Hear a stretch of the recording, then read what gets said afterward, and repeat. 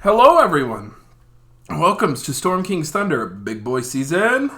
Big boy. Our Storm King's Thunder campaign set in the Forgotten Realms. We are here for episode 33. Woo! A lot of episodes. Yeah. Ghost of the Machine has 72. I've ran too much D&D. No such thing. I was gonna say, is there such thing as No. D&D? I love it. So yeah, we're back for episode... Oh my god, frog. for episode 33. And before we get started, we'll just roll right into those intros. Before we get started, we have already completed our 50 sub goal, so thank you for that. The Space Potato one-shot is scheduled for May 2nd at 1 p.m., I believe. So go ahead and check that out when that happens. It's going to be... There's going to be a giveaway brought to us by Green Ronin during it, so check it out on May 2nd. And as always, we still have our 1,200 Twitch follower giveaway going on. When we reach that number, we will give those who have entered, we will give one lucky winner a big old nice giveaway package once we reach 1,200 followers. So those are the channel maintenance announcements. I am Matthew Foreman. I am at Matthew W. Foreman on Twitter here. Y'all can introduce yourselves. Hello. I'm Tom. What's up, Tom. Hi, Tom. Hi, Hi, Tom. Tom. I play Kaiser, the Drow fighter. I'm level 9. I'm a not evil character here. False. That is it. Okay. Yeah, we are going to find we're going into the Maelstrom to do some shit with the moot for the next Storm King. Try to stop it or some shit. We'll see what happens. Who knows? It's like a sitcom at this point. Yeah. You know what? Who can go next? I'll think about it. Matt, you can go next. What? I already did mine. The Cass, one you can go person. next. Hello, I am Castanova. I play Lucius Cavalaris, the Revenant Bard Yep. in this here campaign. And I have prepared a particular set of skills to break into the Maelstrom. None of them will likely work. So we'll see very soon.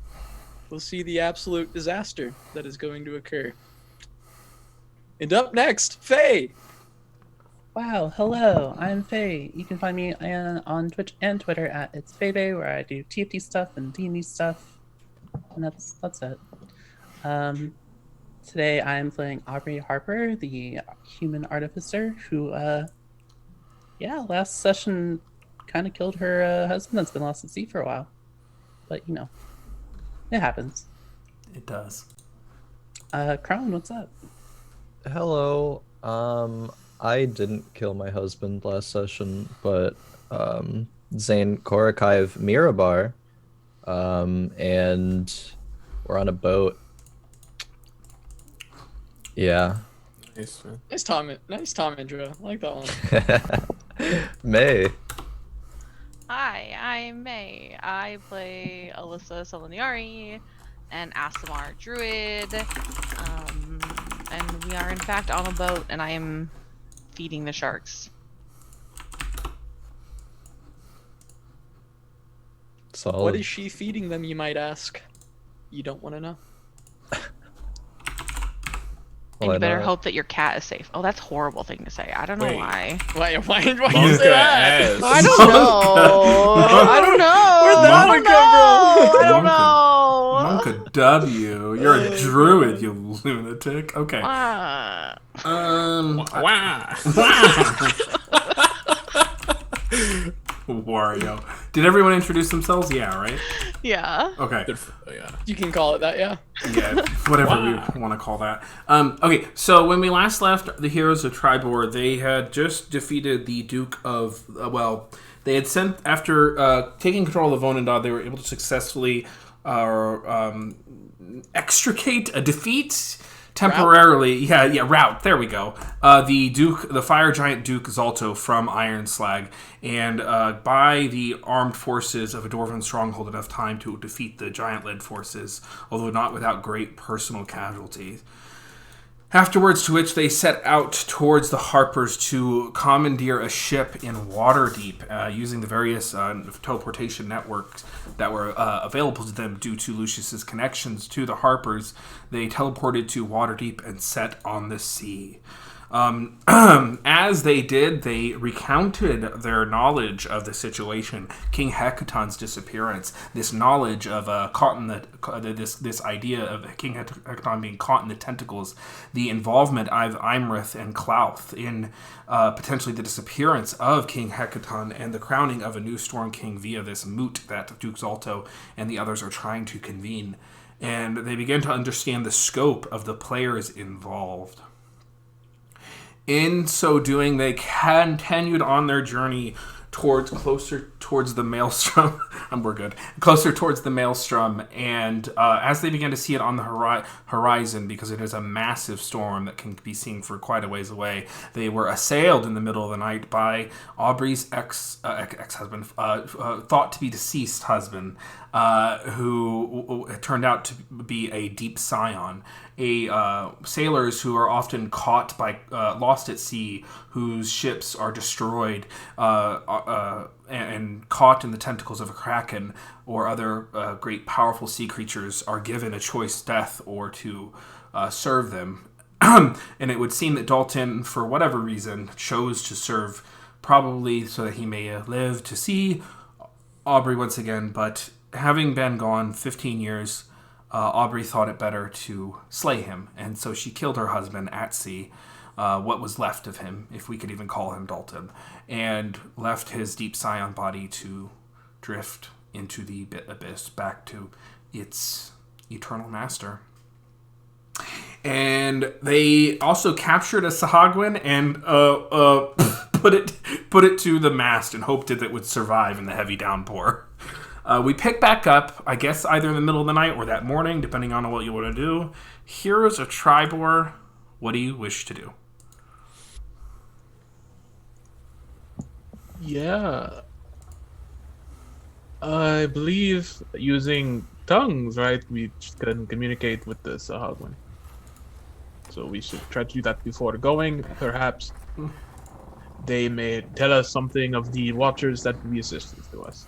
Where are we going? We're on the boat, of course, heading to the Maelstrom, but we've got plenty of time to talk to this gentleman here. Of course.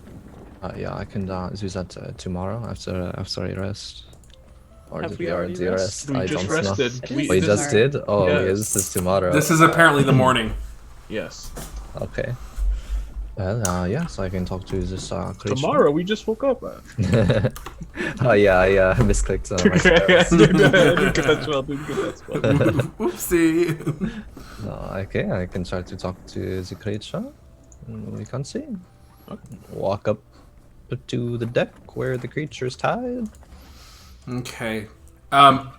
You walk out on the morning, and the rain is still slamming into the deck of the ship. And as the ship had drifted closer, the waves have gotten choppier.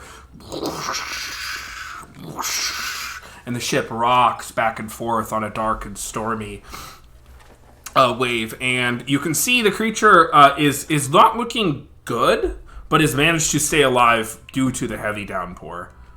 You do know that this is an amphibious creature, and they do require to be submerged in water in order to survive. But due to the heavy downpour and that they are hanging on to exactly 1 hit point worth of life and are bound onto this mast. As you set it down, the Saltsayer captain takes a big old bucket and just splashes the Sahagwin with it, and they wake to life, wake to consciousness, and they look at you as you cast tongues. Yep. Do you need questions, or do you have any you'd like to ask? I have some, but I am also open to suggestions. Okay, you can go through yours first, and then I can feed you ones that I might have. Nod and turn to the Sahagwin. and say, "What is your name?" It replies, and you understand this language for the first time. It says, "I am Bottom Feeder." Why did you attack this ship? At the behest, I do what my master commands. Who is your master? Kind of looks around.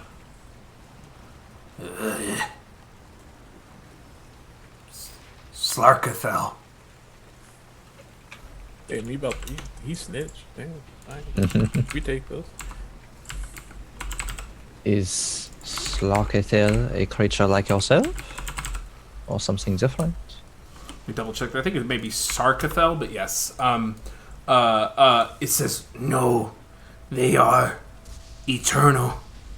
They are the thing that exists forever. They are greater than our god. Who is your god? The god of the sharks. But Sarkathel, I'm getting showed their form to us, destroyed our city. So we worship Sarkathel now. Your city? Did you have a city underwater? Yes. It is gone now. I'll take a moment and translate everything that's happened so far to the party. Interesting. Have we heard the name Slarkathel before? Go ahead and roll. You have not in the game. Okay. Yeah, Sarkathel. It is with an L. Okay, good. You can go ahead and roll history now that you've heard the name. I would like to as well. Yep.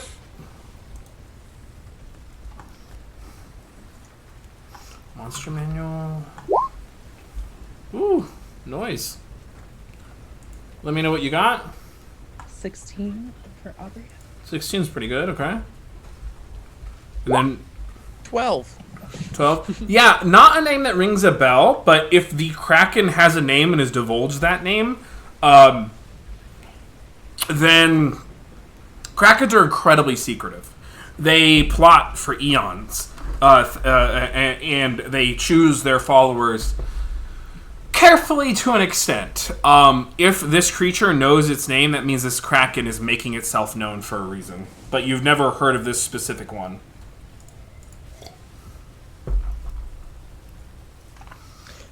Actually, excuse me, Aubrey, you have heard legend of Sarkathel. I forgot you're a sailor. You're a sailor base, sort of. You've heard legend of this Kraken. This is Sarkathel is like they're the boogeyman of the sea.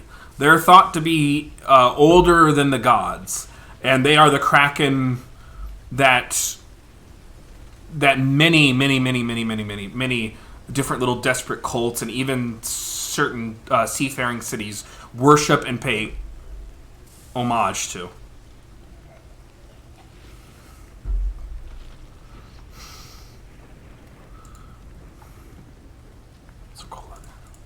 So that's what you get with a 16.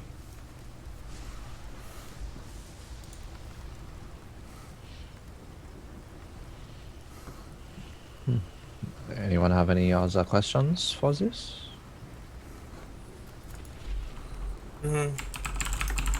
He answered one of the questions I had for him, which was, of course, who he serves, but you had told us. Do you think you know anything about the Maelstrom?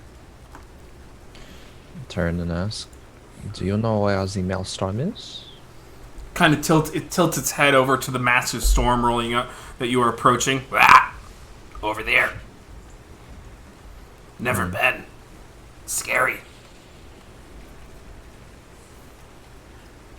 One question I had regarding King Hecaton's disappearance might cause a new sort of storm to form on the ocean. due to his movement. So I would ask if there are any new storms that have formed in the recent times. Turn to the Sargon. Say, has there been any either new storms or change in storms recently in or near your waters here? Many new storms. None.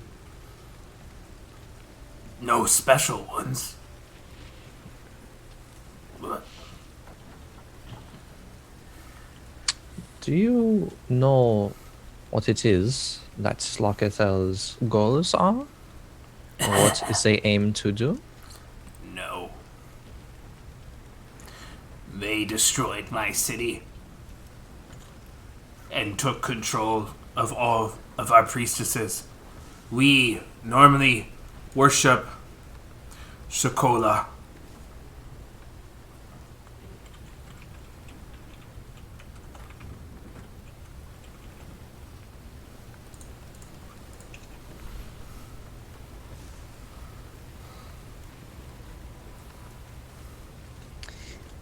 You know, it's a bit of a long shot, but we could ask him where Slockerthel generally roams.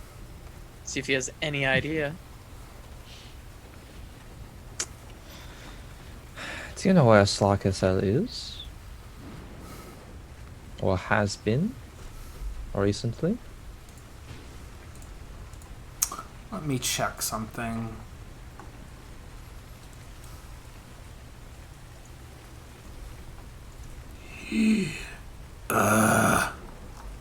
They say far north of here, deep in the ocean, there is a divide at the floor of the sea. The darkness in there stretches forever. Sarkathel emerges. That is where we place our tributes. What are your tributes to Slakethel? Normally. They look over at Aubrey. Magic. Knowledge. Items. People of great skill and renown. Dalton, our captain, our leader, said that this one, and he gestures to Aubrey, could make many things for our master. He said they could be together again, and they could appease Slarkathel.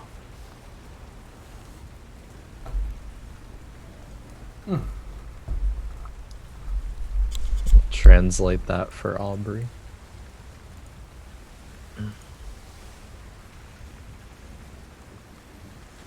She has a moment of looking visibly upset at that, but doesn't say anything. Put a hand on her shoulder.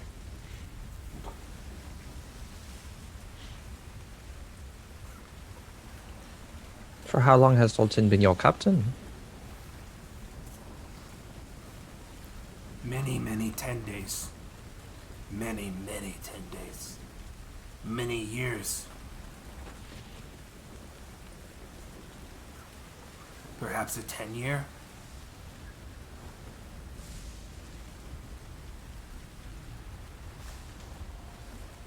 He was chosen.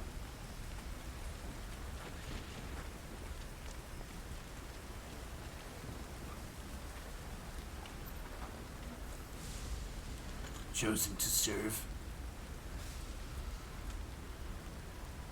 Chosen by Slakethel? By the Lord, who speaks for Slarkathel, the voice of the Kraken. And who is this?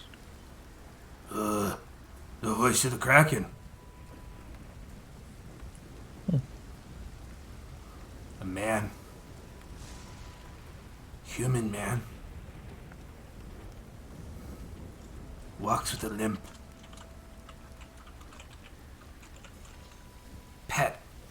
on his shoulder. Well, we know that is. An octopus. Mm-hmm.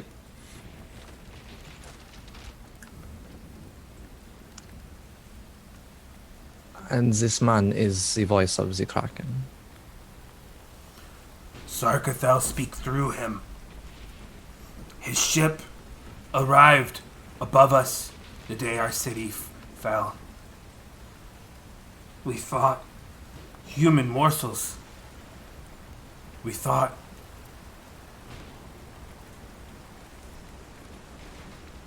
it was going to be easy.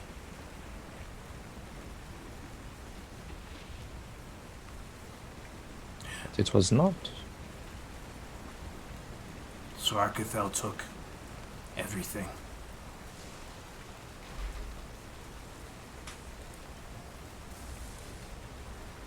And now you have no choice but to serve. Yes.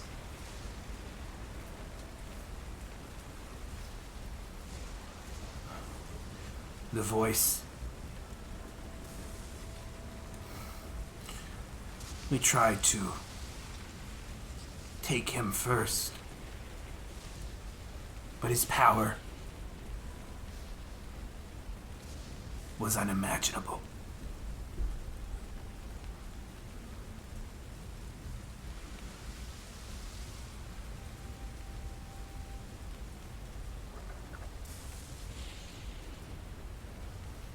What was the name of the man again? Lord Casper Dryland. Okay. He seems weak. He seems nice. He is neither of those things.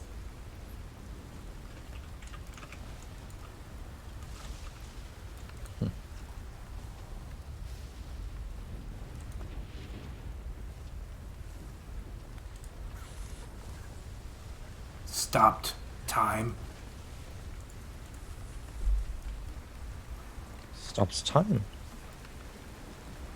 Conjured lightning. Froze the ocean.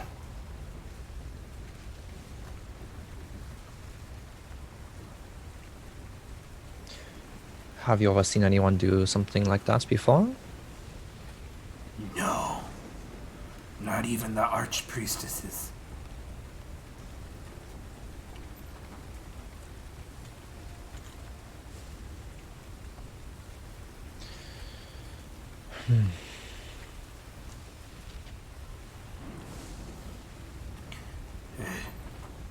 What are you going to do with me?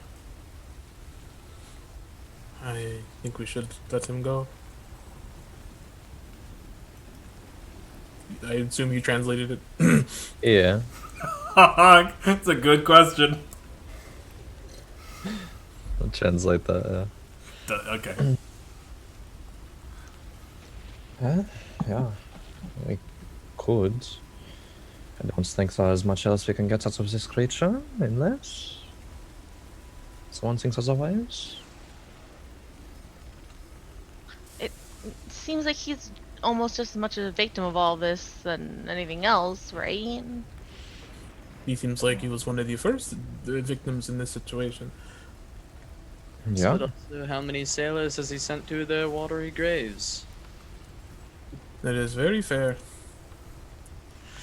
But even if not on a moral standpoint, on a just strategical standpoint, though he could tell his master Shalakithel where we are and who we are, I would assume that for a Kraken that has been alive longer than most things on this planet, that he would already know who we are. So I believe the knowledge that this creature we have here, showing him this kindness in the future where we might have to face said Kraken, might be valuable. He already does know who we are, though. He knows who I am, at least, right? Who's Rakata? Well, I mean, his mouth. And if the mouth talks to Sharkatha, then the Sharkatha probably knows too, right? Mm-hmm. Sharkathel. We're dangerously close to Slarkathel becoming Shaka Khan. Just want. Oh god. Slarkathel. Shaka. Is that right? Slarkathel. Yeah. Slarkathel. I even have it written down. Just adding fucking different words. Sorry. Letters. Oh shit. S and felt A that. L. Shark of hell. Sharkathel. Shaka Khan. He seems so nice. I really liked him. I wanted a coin.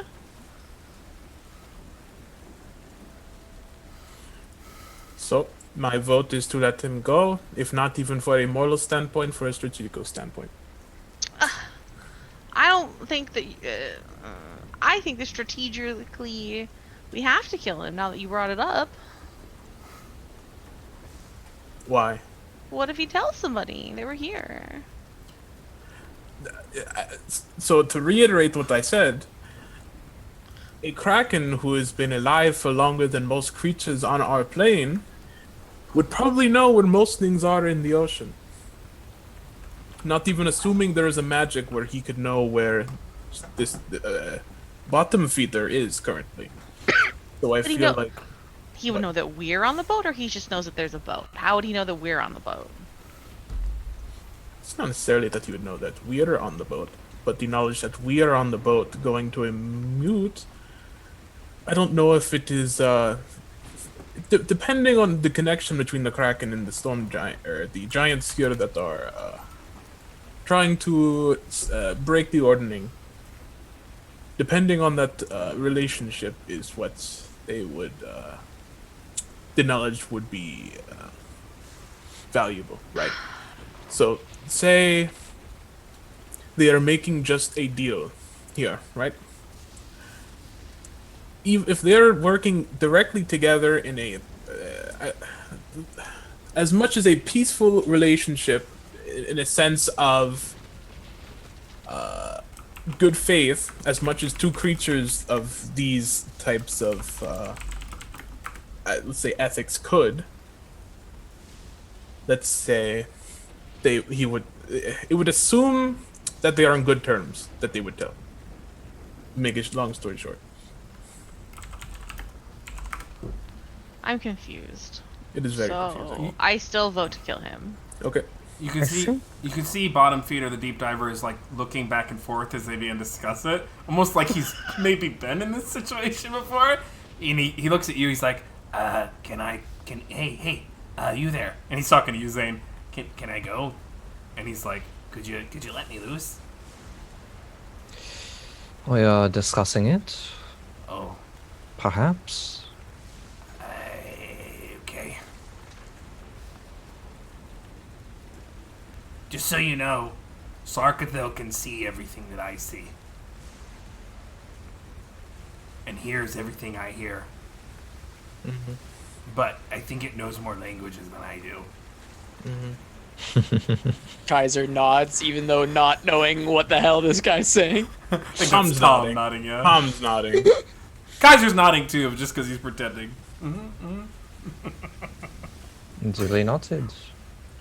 So, Well, definitely don't want me on this boat. Eh? He's like wiggling, trying to wiggle out of the ropes. Do you stays there translate? for now. Not 100% what he just said. Zane will say. What are you translating? Zane will say. It is likely, unless this creature is lying, that Starkethel can see and hear everything through his subjects, perhaps. If that is true, Starkethel does indeed know we are here, and what we are doing, and what we are saying. Mm-hmm. Oh no. So of course, we mean Starkethel.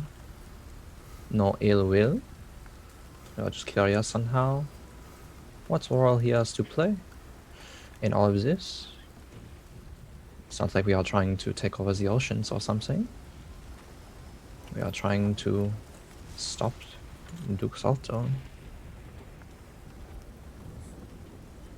Yeah, I didn't think our quarrel is really with Slakathel, at least I not agree. yet. I don't think any of us are trying to take over the ocean here, so. He attacked our boat. Yeah, I mean, it's kind of a dick move, I'm gonna be honest, but I don't think. I don't. He is more valuable alive than dead, in my opinion. s- Is this creature or the, This creature. you just threatening the Kraken out here? Or No, no. Slakathel, you're great. Don't come after us. You're it's a great. I little love bit, you.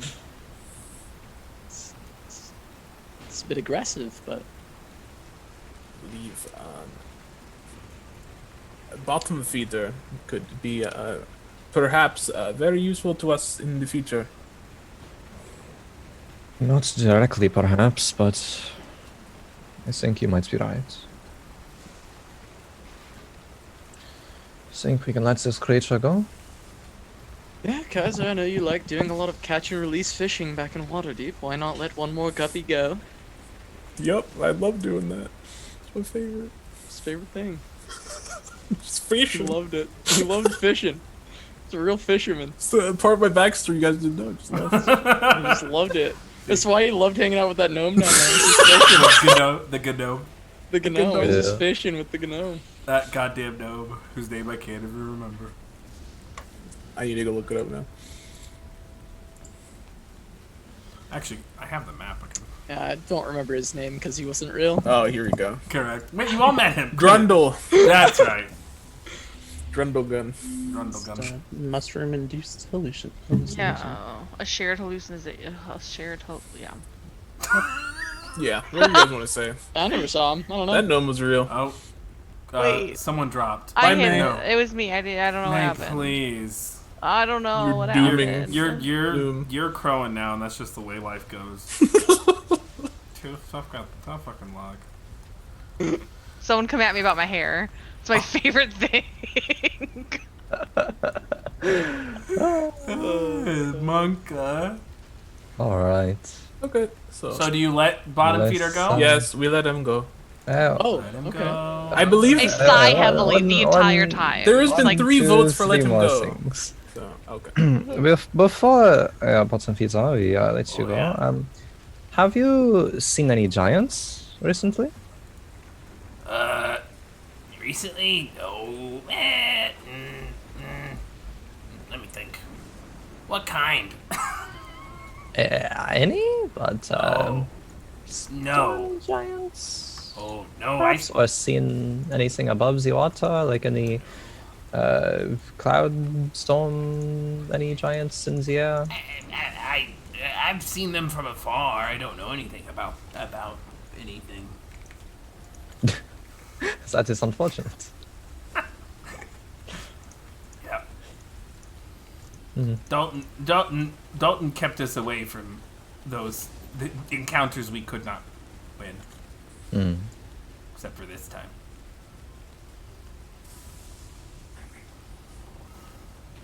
Curious. Huh? Except this time. Big grief, actually, but, you know.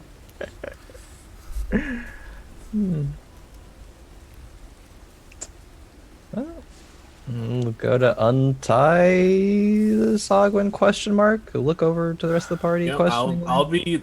I'll just like have my sword out in case he tries anything funny. Yeah. This is Holding this is his Alyssa moment. back. One hit point. He's just gonna Let fucking. me at him. He's gonna start Let me at him. swinging. Once he is out, he just gives like a sheepish little bow and and jumps into the ocean. As he's like running to jump, he'll say, "Let you not forget this kindness." I won't. I wonder what kind of fish would it taste like if you ate him. Jesus Christ. Not good. Very heavy Baby fingers. chum diet there. So Maelstrom, right? Let's go. You know. Yeah, on the way. Yeah. I mean, we can't make the boat go any faster. Like, we're just on this boat. Like, Correct. you're really rushing this, but And what do you want to do? You can walk off the edge there. I don't think that's going to get you there any faster. We're going on the what is the term for the smaller boat? Thunderboat? I don't know. Aubrey, you? Small The boat. dinghy? Dinghy? Okay. You're dinghy. Huge. By the way, for Lord Casper Dryland, was that the one where I wasn't here for? Yes. Yes. He was the owner of the gambling ship that we went to, called the Kraken, I believe. My homie.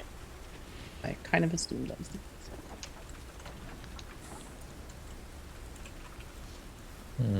It's kind of weird. Yeah, and apparently lots more powerful than anyone might expect. I knew. He just had that energy about him, like he was super important. Very astute. I think a lot of people have that energy, even if they are not important. You do. Kaiser doesn't. Let's go! Maelstrom time! The ship captain looks at you, Kaiser, and says, "It's not like we can fast forward." What's the problem? That's what I've been trying to tell him for years. Do you think we could just montage our way to the Maelstrom or something? Does it Yeah. work? He believes. I think exactly that, actually. No. Yeah, Lucius, hit us with the montage music. Dun, dun, dun, dun. I will precede us towards the Maelstrom whenever you all are ready. You have a couple Okay, more so days of it's, preparation. Kai says play some Dragon Chess, maybe get your minds off of things. Open chess in my other browser. Play Dragon Chess. Play some chess games. Yeah, that's a good way to get Matt to actually just fast forward it, is to True. just mention that we're gonna play Dragon Chess, and then Matt's like, nope, see ya, we're there. Matt suddenly does the let's go! Let's go. But yes, I will fast forward us to the beginning of getting to the Maelstrom. You will be. I will fast forward us to 5 miles outside of Waterdeep. You are currently only 3 miles outside. No, I will fast forward to the Nice. beginning of that whole scene whenever y'all are ready. If you just let me know what preparations you make and that kind of thing over the next couple days, if any. Not die. I mean, So, what's our plan going in? We want to sneak in, correct? Try and find Storm Giant, we were told gain information. it was in the air, right? Or is No. it? No, No, we were not told that, actually. we were told it's just the. It's in the ground ocean. level? Oh, No, it's it in is the deep, ocean. It is deep in the ocean. A storm persists. An eternal storm persists above it, and of course, it's both a storm above and a storm within the sea. And the Maelstrom itself, the actual fortress, is deep in the sea. Okay. Yeah, so. It's going to be some 3,000 feet beneath the sea. Captain, do you have water breathing capabilities? Aubrey can do that. Yes, I'm able to cast that. I would just maybe the captain can do it before we go. Save the people going into the Maelstrom some, It's a ritual. It lasts 24 hours, and I Yes. can cast it as a ritual. It is a ritual. That's a good point. If Okay. you don't trust my water breathing I guys, definitely trust it. I was just Does the bends exist? Do we need to worry about pressure? So, funny enough, for anyone playing the home game, water breathing does. It says it here in Storm King's Thunder. Water breathing does not actually protect you against the bends. However, because I hate that, yes, water breathing protects you against the bends. Also protects you against pressure. Okay. Yes, but But the second it wears off, correct. If it gets dispelled, pressure. so we can just. that's all I will say. Yeah. So we need to make sure we have that. So even though I don't need to breathe, I probably still need that to deal with the pressure of. Maybe I don't. I'm dead. Yeah, you're fine. I don't like how you said that, but take it. I mean, you can die again, but you will Yeah, just yeah, you know that yeah. you'll come back. Yeah. Take some water Just- breathing, Just to be safe. just to be safe. It's like a That's little funny bit of as well. water breathing. I believe it's up to like 10 creatures. Yeah, you got enough. And the captain can cast Identify, Detect Magic, Water Breathing, Water Walk as rituals. They are salt. I made a little salt seer character sheet for them. My little thing. They also have fly, and they can cast it up to on 3 of you. However, the captain explains to you that the Maelstrom is far too mighty and far too powerful of a storm. You know, he tells you what he does know about it, and he tells you that he's been casting some messages back home and collecting more data every day. Casting, sending, getting Harpers to look into it. And he's also been casting some other things too, but he says the Maelstrom is far too powerful of a storm to be overcome. The fortress exists 3,000 feet within the ocean. You can't swim your way down. The storm is far too mighty, far too wild. It is something that has to be endured.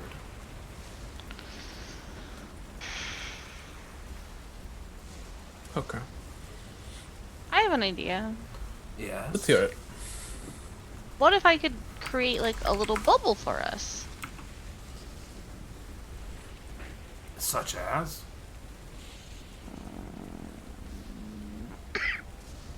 I could prepare a spell that...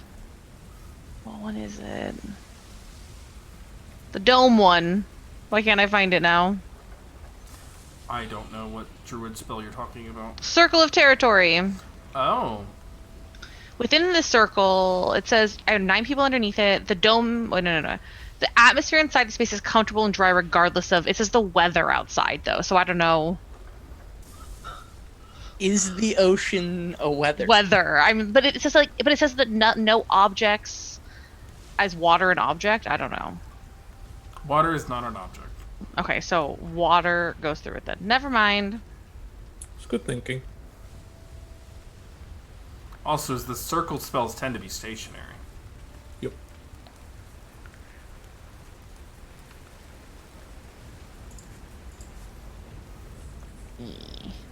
Oh yeah, immovable dome. I don't know. I was like, it's attached to my head, and I just walk. I don't know why I thought that when it's an immovable. Polymorph may be very useful here. You're Yeah, thinking I was gonna ask about that. I was gonna say, could polymorph? into What a is Turn the one into a CR of fish. creatures that we can do? Because there might be equal to something your big enough. level. Equal to your level, yeah. Oh, Yeah. so A lot we of could do a things. real big fish. Yeah, like a killer whale. I think is CR 4, 5. Can't remember. I'm curious. I'm gonna look it up. Yeah, you can look it up. I will be right back, y'all. While y'all scheme, I What can are still we- hear you. I do have polymorph. 7 to 9. I can take it as well, so we can have Only more. beast, right? Yeah. And I can cast it on somebody who can't do it, and I'll just turn into whatever it is. A It could shark. just be a pod of whales. Dolphins. Whales. Dolphins. Jellyfishes. These What's are all our- You creatures. can turn into crabs. Mm, I A think giant, it's huge some- giant crab is the name of the creature, actually. I like reach over and pinch Kaiser. It's like, I'm saying that, not Kaiser. Don't blame Kaiser. you said crabs. Because I'm looking it up. So I didn't know what creature you actually turned into. Oh. anything you could say can and will be used against you in the court of RP. Yes. Giant Polymorph shark, have, CR5. Does polymorph have the same restriction as druid, where you need to like have seen the creature? No, polymorph does No. not. You just have its mental stats. May, as a reminder, you are limited by CR1 for wild shape. Oh, am I? You are for turning into it for wild shape, not polymorph. Oh, and I guess I can turn myself into it. Yep. But polymorph completely replaces your statistics. You basically become that beast, whatever on that sheet, forget everything else. Plus, you're concentrating on the spell polymorph if you polymorph yourself. Does it make sense? Yep. Yeah. Yeah. You don't benefit from Warcaster or anything like that. You're just concentrating on the spell and you're a yeah. beast. So theoretically, if we all turned to these creatures, we wouldn't even. No, we would just swim along in the ocean. As long as it's a beast, which there are a couple listed beasts in Storm King's Thunder that do fine by it. Not every creature with a swim speed can survive the Maelstrom. Yeah. Bigger is better in this case. It's just like we would need to direct someone who is polymorphed as a polymorphed animal to actually go, or they would just swim off because they're an animal. Correct. I think They maintain their intelligence, their memory and their alignment. Could get lucky. your memory. Yes, but you have to have the intelligence to utilize that memory. Dolphins are pretty smart. They are very smart They comparatively to the giant crab I looked at, which had 1 intelligence. So, yeah. Okay. I think this is maybe the route we're going with. But If I have water breathing cast on me to negate the pressure and to breathe the water, I can use levitate on myself to go downward.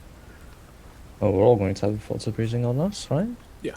Yeah. I'm just saying I do not need a polymorph for anything along those lines. You can still be pushed around when you're levitating. But I could still move myself, though. Yes. But well, wouldn't we just want someone to hold on the really two tight? dolphins, put a rope around me, just bring me down. We'll levitate. Well, yeah, I think so. Attaching whoever's directing to one of the creatures. You could also try to what's he called? Jonah? Pinocchio's dad? Yeah, go inside of the whale. Be swallowed. There's a thing you can do. We just hope the animal doesn't get an inclination. Yep. I'm getting hungry.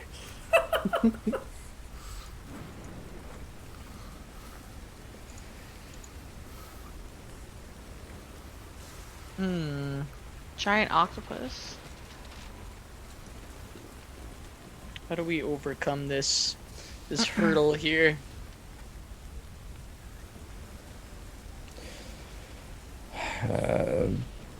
Preferably with creatures that are semi-intelligent, I suppose. Yeah, so I think whales or dolphins. Do you think dolphins are big enough? Hard to say without having seen the Maelstrom.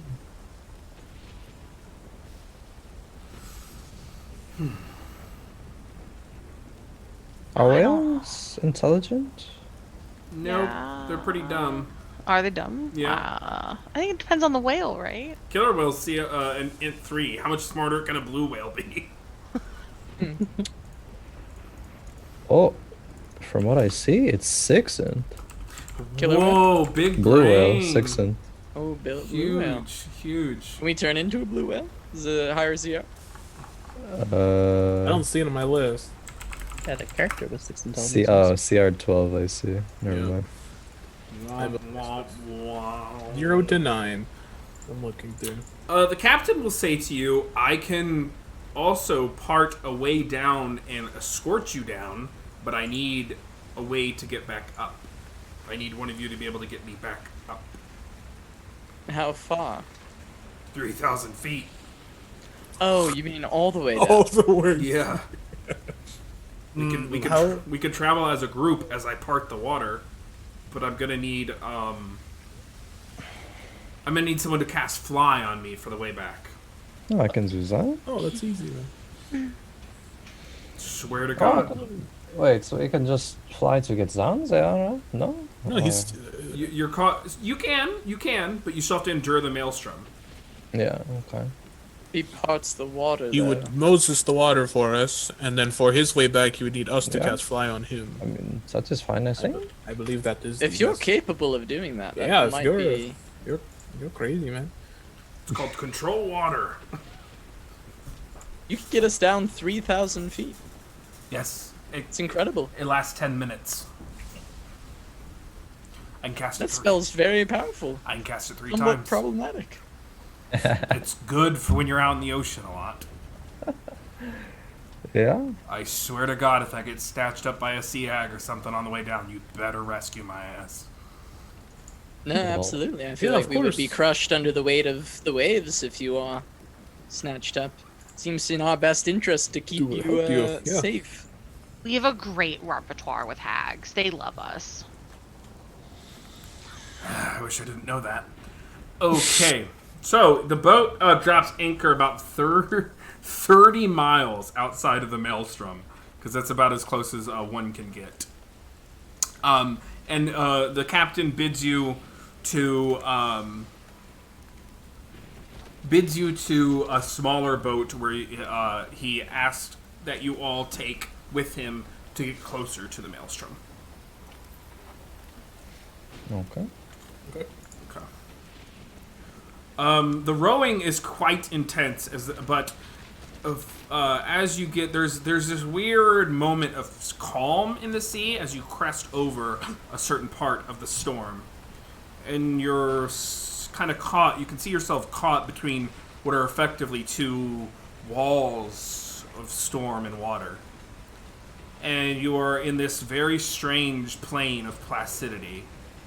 The water is almost completely flat, as if crushed down by gravity.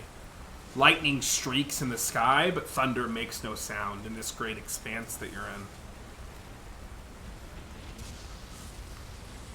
As you row the boat closer and closer towards the Maelstrom, you enter back across the stormy part of the water.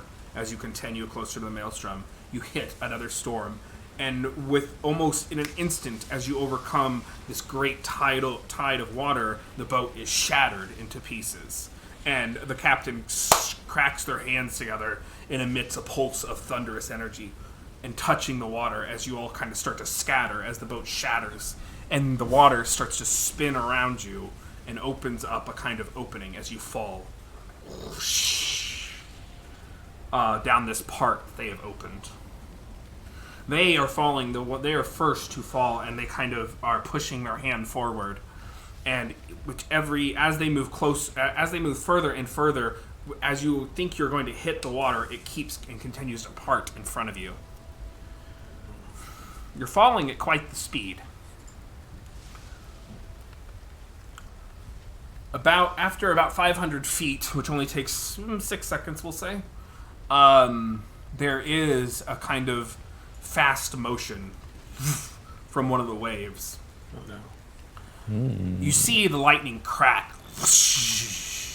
and some large, kind of absolutely massive, gargantuan figure that is riding the waves crest behind the seawall that you've kind of formed. A huge claw extends out from the water and swipes at all of you. I need you to make dexterity saving throws. Monka. Okay, it's the Kraken. I don't think Krakens have claws, Tim. It's a Kraken. It's not the Kraken. It's not the Kraken. Oh my god, it's the Kraken. I knew it. Okay. Let's go. Okay, those are all your saves. So Aubrey 16, is that correct? Or no, that's history from before. My bad. It says rolling the dice. Yep. Ooh. Oh, that was crazy. Okay. All right. So May 15, Cohen 18, Tom 20, Skylar 15. Casanova. 15, and Aubrey 14. So everyone but Aubrey, you take 44 points of bludgeoning damage. Everyone else, you take 22 points of bludgeoning damage. Aubrey, you are grappled. Yikes. As this claw swipes through, you see it smack into Aubrey and carry her with, and she is starting to be moved away from the group. As the rest of you dodge it mid-air and continue to fall away from her, you can see her getting scooped towards whatever large, monstrous creature this is. We're like falling pretty fast. You are, but you have a reaction or an action to do something. Yeah, she has my jacket on, right? At this point. Yeah. Yeah. This is a grapple, so it would cast fear directly at this creature. I don't know if that's gonna work, but it would fear the creature. Okay, cool. Okay, let's look at the rule for fear. I'm just gonna double check.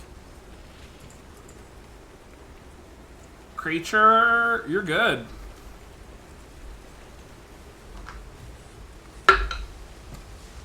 That's a 4 on the dice. It's a crab. It's a 15. The plus 11. Yeah, that doesn't make my save. Oh shit. So, I mean, it would drop whatever it's holding. So you see this. So this is like, yeah. Yeah, this clash of darkness as the massive claw from whatever creature this is smash into Aubrey, and it drops Aubrey and swims away. Oh, Yeah. Cloak came in clutch. what was that? Oh my. That was insane. They got a plus 11 to its wisdom saves. Wait, what? Yeah. I rolled a 4. What's the Kraken? I was right. It's not the Kraken. And the captain says, "I have never seen something like that." And he continues to push his hands forward as you all continue to fall. Yes, Alyssa? Were you gonna do something? You're muted. You have actions and/or reactions if you'd like to do anything as you continue this fall through the Maelstrom. I can't hear you, honey. Still muted. Double muted. Can I healing spirit as we fall? Yeah. If you all like want to try to catch hands and spin through the healing spirit. Yeah. It was errated though. It was errated if you read the description. Yeah, it's not. I know that it's like. It'll heal up to 5 times, I think, for you now. Yeah. So you can heal everyone 2d6 if you wanted, or you can heal Aubrey more, depending on what you want to do. You got, I think, 10d6 worth, Yeah. or something like that. Hold on, let me find out the exact one. Plus a spell casting ability modifier, which is 4, so 5. I have 5. Okay, 5d6. That's right. Yes. So, I guess I'll just 1, 2, 3. I'll just toss one at everybody then. Okay. So if everybody wants to roll their own, so then I don't have to write a roll. That'd be nice. What are we rolling? 1d6 plus. Well, why don't you just roll 1d6? And then it everyone heals gets everyone. that one for that much. Would make it save so much Okay. time. Or it's like, or I'll just roll the 5, then everyone is assigned 1 dice or whatever. No. Just roll a single d6 and tell me. Okay, what got you do. In before 1 or 6. My DM is showing. 4. Just roll 1. Just roll 1. And 4. then you add- 4. See, there you go. Everyone heals for 4 hit points. Yeah. Yeah, look how easy that was. Fog.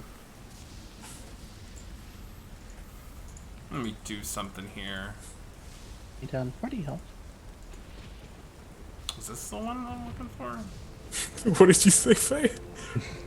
So now I'm only down 40 health. Huge.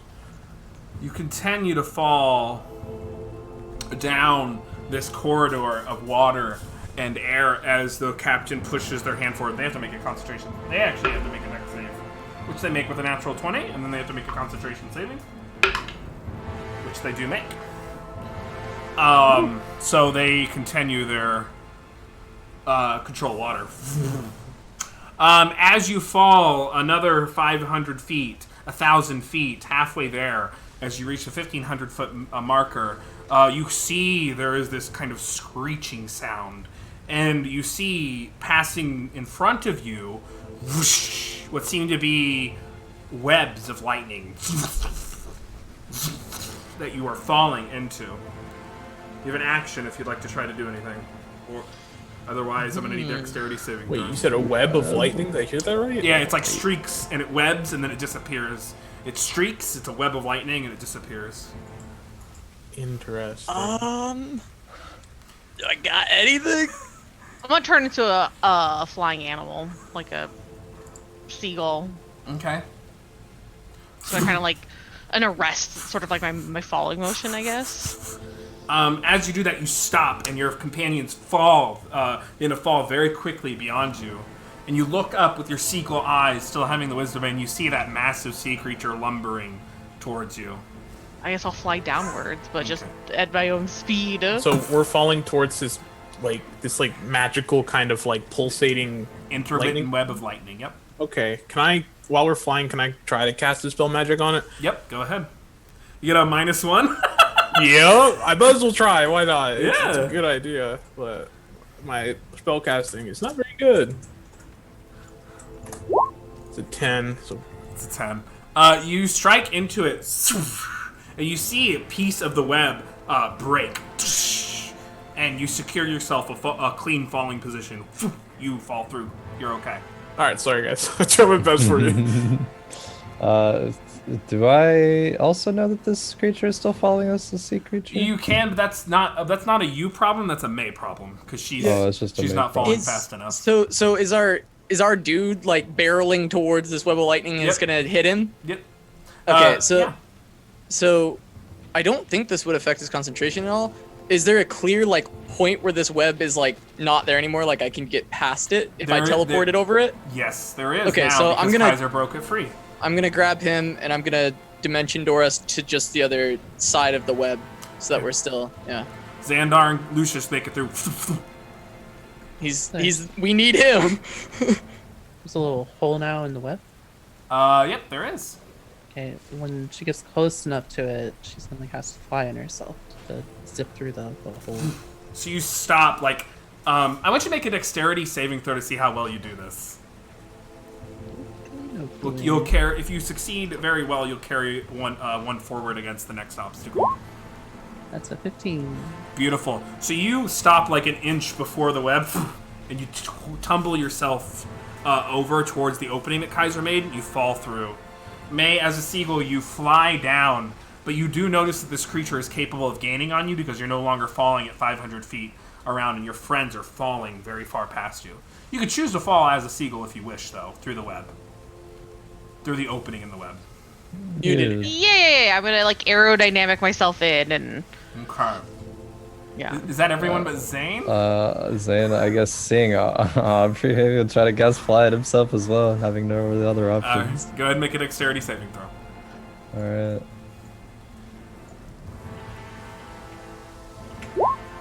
12. 12 is not quite good enough, but you are able to cast Fly and then fall through the web, but you don't carry one forward against the next obstacle. Alright. So you all move past the web of lightning, assuming you're going to continue to fall at a rate of 500 feet. Otherwise, you're going to get caught up in the maelstrom because the captain, there's a wall of water closing. So anyone who's flying by their own force of will is now choosing to fall, but still has a fly speed. Is that correct? Yep. Okay, so you all continue to fall, kind of pushing yourselves forward, a little force of will, kind of catching back up. A couple, I'll say the fly stragglers are a little bit behind. You can see that sea creature has lost sight of you, and you fade away from whatever it looked to be. Alyssa, with your perception and falling behind, it was like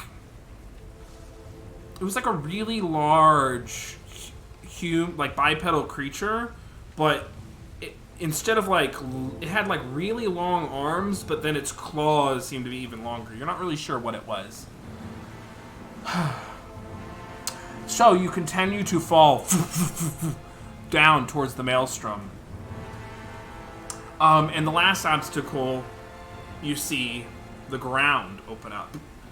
As you approach the maelstrom, you see the ground open up. And the captain says, anyone got Featherfall? Yeah.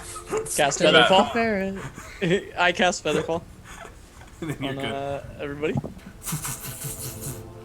And you all drift very slowly to the bottom. Like, how's he gonna stop us? Right. It's like, yeah. He had Featherfall. But he made me use it, that bastard. He did. And you land on the ocean floor. Well, this section of the ocean floor. Among what appear to be 4 very large coral towers that stretch hundreds of feet towards the surface of the ocean. You are caught in this perpetual storm, but the captain has parted this dome-like. He has now formed it into a dome opening. And you're sitting here safe in like a little hut, little almost like a tiny hut, but it's like a water version. And you can see these 4 very large coral towers. So, is there a way to decipher which of these appears to be any tower seems to be more significant than another, either due to architecture or size? That's an excellent question. Let's see. Any guidance? Okay. Go ahead and make a perception check. Yes, sir, Captain, sir. Yeah, Aubrey wants to slap herself with a cure wounds. Okay. Oh. 13. Ow. 13. 13's okay. Let me look at something. With the 13, you get the sense that, well, importance is an interesting word. I would say that, well, here's what I'll say. There are 2 towers to the east that appear more prominent Okay. and less, yeah, they're more prominent. Okay. Yes. Just trying to think of which ones might be more valuable for us to go to first, since we have 4 towers we should go to, or can choose here. I would think choose one of the ones to the east, due to their size and maybe prominence in architecture. Might be more valuable to start there than the others. Alright, yeah. If that's what you think, Kaiser. I'm gonna healing word. Who am I healing wording? Aubrey, I think. Oh no, are you pretty okay? I'm gonna do one more healing spirit, round of healing spirit. Now that we've all like landed and we're settled, I'll do one more, but I'll do a higher level one so that we can kind of just like get a little bit topped off. Is 3d6. Okay. Per person? Yeah. Oh, okay. Are you casting it at a higher level? Yeah. I'm at level 4. Okay, gotcha. Oh, cool. We all get 5. I hate everything.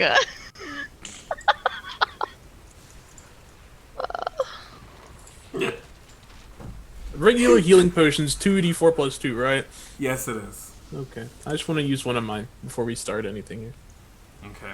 The captain says, I'll take a trip back to the surface if any of you are so generous. Pay the man. Yeah, alright. Walk over and put a hand on his shoulder, cast fly on him. Thanks. There you go. Thank you for your help.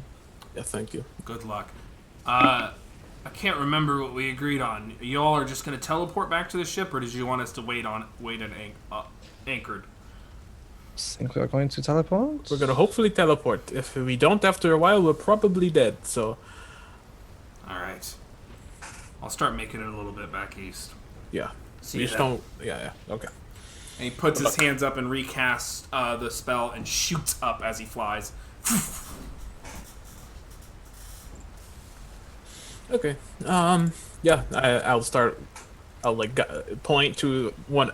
I'll just RNG one of the 2 towers, because I don't have an inclination versus either one. And I'll just start walking towards it. Okay. Hopefully the captain doesn't get eaten by whatever that was. Yeah, that thing was crazy, right? Honestly, I think the odds are kind of high he gets snatched up by that. yeah, I hope he gets back. It was kind of awkward, huh? Yeah. Such a weird creature too. It like looked like a. It was like a person, but it had these really long arms and they had these really long claws, and I've never seen anything like it before. Must have been another servant of the Kraken, maybe. Something that was like twisted by it. Yeah. Scary. Just a creature of the ocean. The ocean's full of many things that you have never seen before. You're not wrong. You're definitely not wrong. I don't know how I feel about this ocean. Maybe you were right, Aubrey. They're all The like ocean is a this. frightening place. Okay, so I'm gonna go ahead and roll a d6 for you, and that'll determine what tower you choose. Okay. Between the two. Okay. Okay. So you're gonna go for the southeasterly tower. Alright, sounds good. Okay. Are we being stealthy? Believe so. Yeah. Now I can make a few of us invisible. Ooh. Likewise. How are you doing on spells right now? I'm doing okay. I can manage. Breastplate's not disadvantage on stealth. I can do 3. Or I can do 2 and you do the other 3. Did I not use my potion of invisibility when we were doing the last thing because I was disguised somewhere else? I think we all used I ours. believe we all used ours. Yeah, y'all used yours, right? Okay. I don't remember. I thought that I had done something else, but I also can be crazy, so. No, you were in the bubble and then you wheeled through the bubble, I'm pretty sure. Yeah, I have the one scroll of invisibility as well, but I don't know if that requires concentration. If I'm also concentrating on normal invisibility cast. I assume it does. The scroll is like the casting the spell compared to potion, right? Yeah, the potion doesn't use the spell, it just makes it Right. That's because I'm saying I have a spell scroll of invisibility, Yeah. but that would require me to actually cast it and Correct. concentrate on it. So, but I could give it to someone. They could cast it on themselves. Yeah, also prefer to do 2 people if possible. It's fine. I can do 3. Possible. I will be a little bit low on my more powerful magics in doing so, but I can manage. Well, I can cast it upon myself with my own spell. Oh. Kneeling. Oh.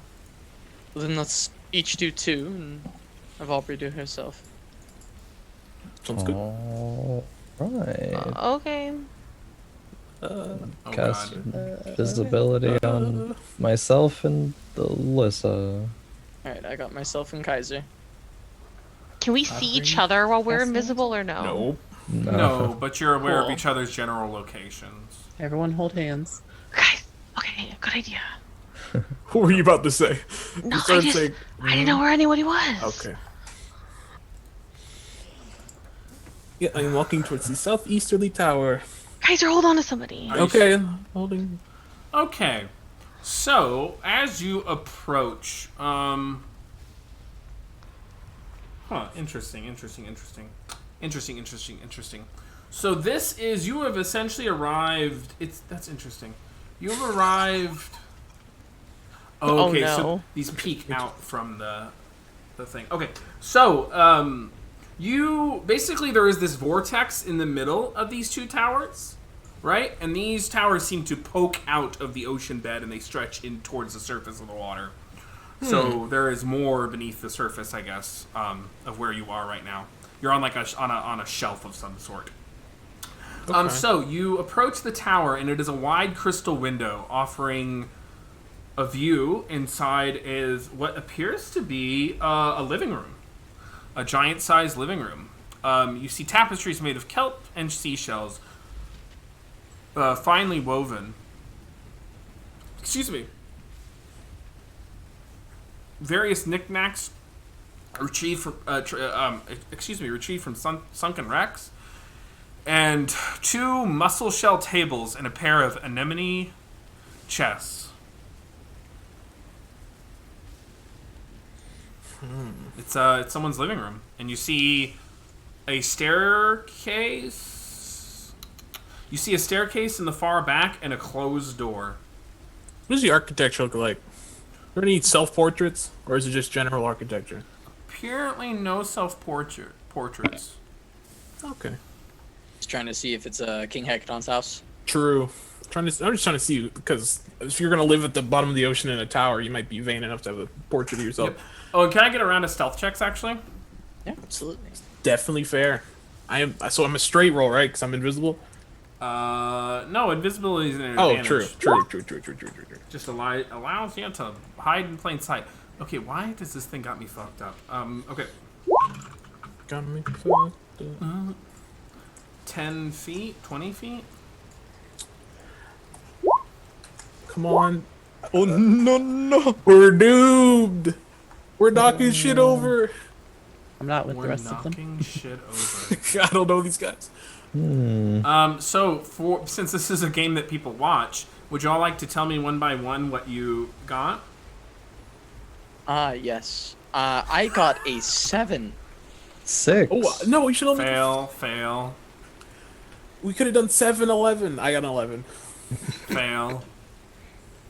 I got 21. Succeed. 18. Fail. Oh, Jesus. Yeah, storm giants are wisdom based. Yep. Okay. You hear this voice shout out, "Is something over there? Excuse me, is something over there?" And a storm giant lumbers out of the northeasterly tower and starts to look around. And you can see they haven't seen you, since most people are invisible per se, but they have heard you lumbering about near this crystal window. It's a storm giant, you said? Yep. Is it King Hackathon? Yeah, he's just chilling. It's a really big house, and this is... You just got lost in it. Yeah, it's all for nothing. The end. Okay. Yeah, You You see... want to talk to a storm giant? that is true. Whispers. Yeah, this is like okay, I think, right? This is best case scenario. Yeah, You see him start to conjure a bolt of lightning in his hand and look around for something to throw it at. Okay, okay. And I guess I will just yell out to him, wait, don't do anything rash. Heads up. And a second storm giant appears. Oh, shit. Perhaps we should make ourselves visible, so... Who's there? We will make our presence known to you. Our quarrel is not with you. I will drop my spell. So me and Kaiser are there, hanging out. I'm just kind of like...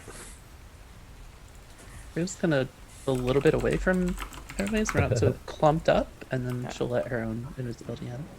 A couple seconds later, Zane will let us fall as well. I thought I heard small folk stalking about. No wonder I saw Vorgtha swimming around up there. They were probably very hungry. Borgthar? Vorgtha.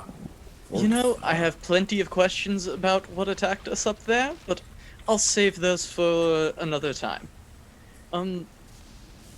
We have come here because the presence of King Hecaton, or the lack thereof, has been causing a lot of the other giant races to, well, attack small folk. They look around. They look at each other almost. They seem to be well. What's y'all's passive insights? Not good. High as This is good. 19. Oh, nice. 16. Okay. 10. Thanks. Okay, I didn't hear you, hon. 14. 14. 14. Okay. So more so Zane and Lucius. They. I wouldn't say suspicious of each other, but unsure of each other, even though they're here on guarding duty. And then they kind of look back, and one of them speaks up. Well, how are we supposed to know that you're not here to steal from all of our treasure? You were peeking in our queen's living room. And he gestures over to the crystal window, and the other one says, "No, I'm sure they meant nothing by it. They just got lost." We were not aware that that was the Queen's living room. I apologize for our intrusion. We arrived here under the assumption that this may be already under the control of Duke Zolto. Duke Zolto. And then the other one says, No. The moot has not been... the moot is not finished, although it has been convened. The moot is a very long thing. Takes many days. He looks over. Pugarth, why don't you just stay where you are, and I'll lead the small folk to our queen. Fine. And the other one smiles. My passive insight picking up any sinisterness, or does this guy actually seem just very friendly? He's very friendly. He's chaotic Okay. good. I mean, yeah, that's what I expect with Storm Giants, but The other guy seems less friendly. yeah, that's... Okay. He says, fine, Fine. I'll just be here with the crabs. And you see 15 large hulking crabs. Well armored, incredibly dangerous in this pen. Yes, of course. If you could lead us to her, that would be Thank you. Yes. exactly what we. My Yeah, name is Tyndall. I'm the crab keeper here. Tyndall. It's wonderful to meet you, Tyndall. What do you do with the crabs, Tandor? We ride them Who? into battle. Tyndall is the name. I'm doll. That's okay. Your small ears probably couldn't hear very well. Yep. Say Sandor Clegane? I said Tandor. Like Call him like tandoori oven. Tylenol. Tylenol. Wait, no. Now don't say that. Now it's gonna be Tylenol. We ride these into battle and use them to scout great reaches and trenches. Wow, that's so cool, Big T. I don't like that either. I don't like that one. Nickname is a little informal, but I like your spirit. Huh. You seem to be taking on the water I well. don't like that one. And he starts to motion over to the whirlpool. You have to go through here, I'm afraid. How long are we in there for? How long does it take once we go in there? What do you mean? Like, how long will we be in the whirlpool for? Just a few seconds. It's the only proper entrance since you're not invited to the Queen's Court. Of course. Fair. Okay. After you, we'll follow you, or we'll come with you. I guess. Yes, you first, of course. Very well. I'll go first. Yeah, you should go first, I think. You splash through, you're whipped down, and it's 100 feet down through this vortex, and you land on top of a drain, and it kind of sucking you down, but you steady yourself, and you look around you, and there doesn't seem to be Any queens around here? an exit, but you do see two hulking crabs in the distance that look at you, but they don't make any violent gestures. Storage in the sewers or what? Other than, of course, the one crab going.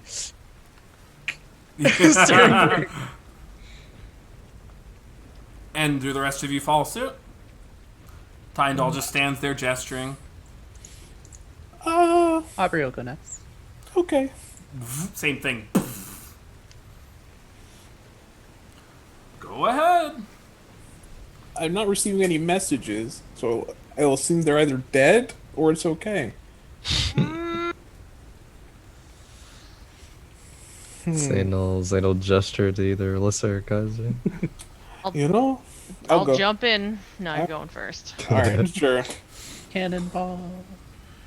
Well, Zane, So one after another, and he hops in after you, and he lands on the drain. Ha ha ha! He says, "You must have missed where you."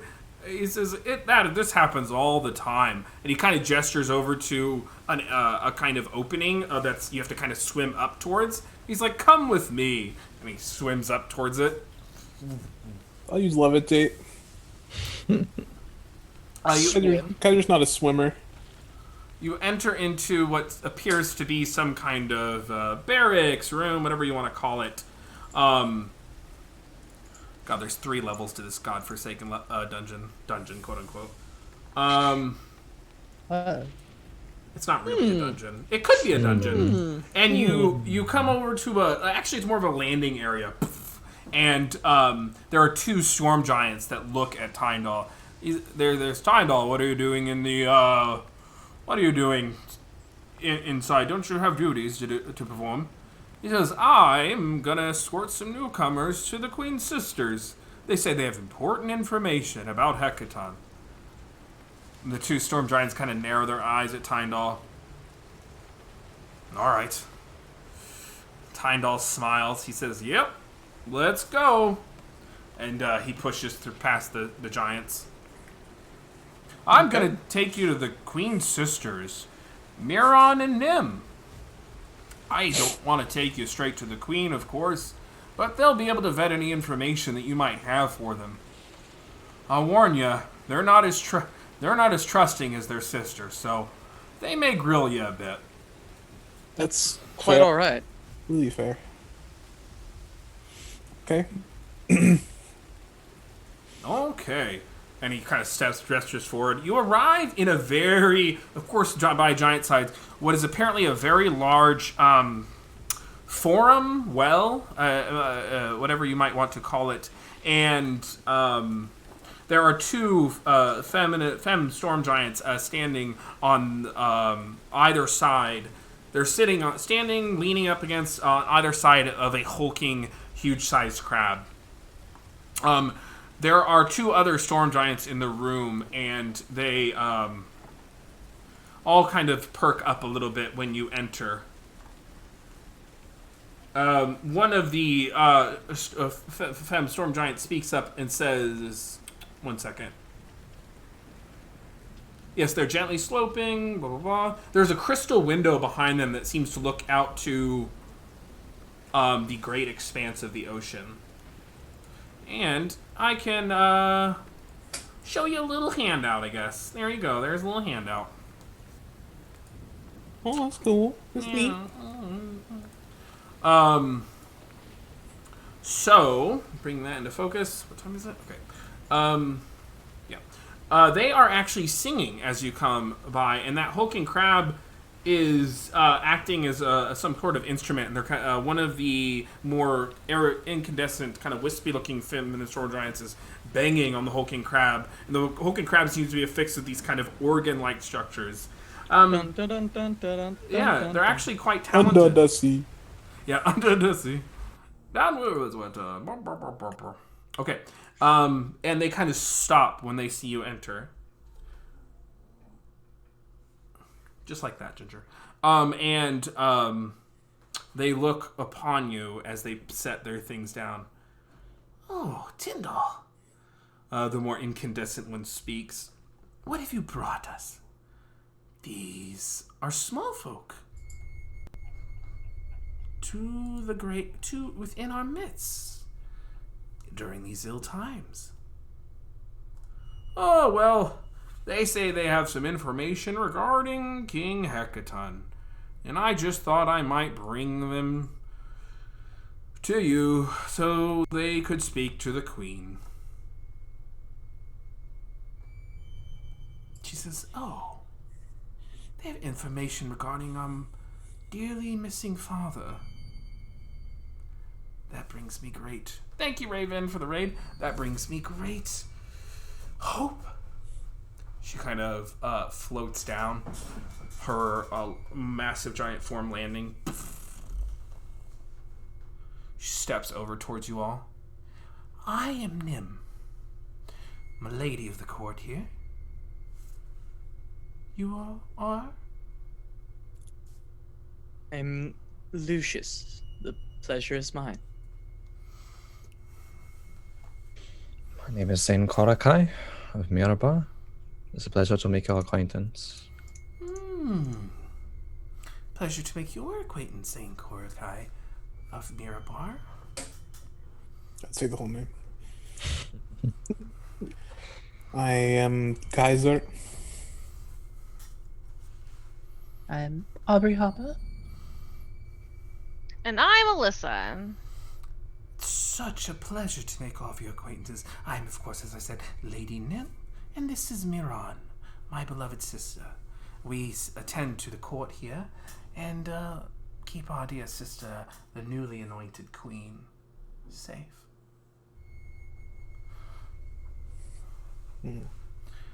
So, why don't you tell me all that you have discovered about our father? We do miss him so, and his stabilizing presence here at court. Well, maybe perhaps someone else should say. Maybe interested to hear that we have had audience at the Eye of the Allfather. They look over at each other. And the two other storm giants and Tyndall that are all standing there with you, they kind of get a little quiet when it happens. I'm sorry. you've been to the Oracle, the Eye of the Allfather, We have. and you've spoken with the Oracle? We have. Well, that is tremendous. That is a great blessing among our people.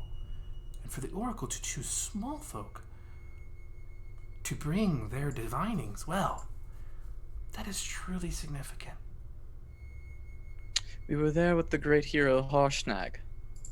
Frost Giant.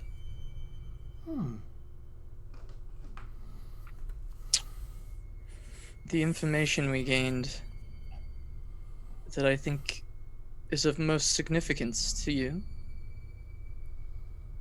is that King Hecaton is beneath the waves, being grasped by tentacles.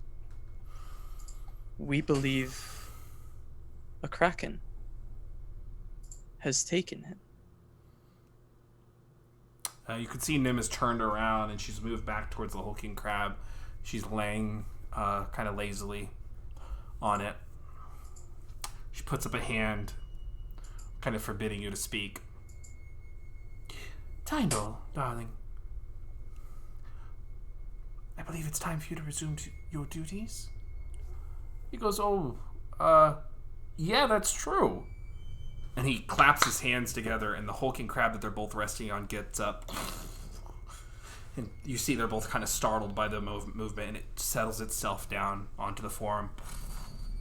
Come on, little buddy. And Nim kind of extends a hand, but then puts it on the side of her mouth as if she was going to interrupt him, but decides better of it. Okay, let me get this one settled in. See you, small folk. It was nice meeting you. Thank you. Thank you.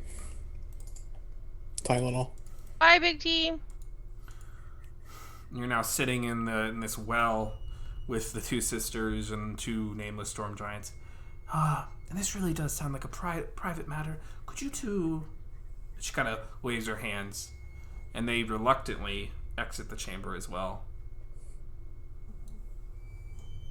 One of them heading south. The other doesn't quite leave the room, but gets there's a door on the south side that is closed that seems to be ornately dressed with the visage of Amon the Allfather. You get a sense that that's the entrance to the throne room, and he sits himself in front of it, arms crossed.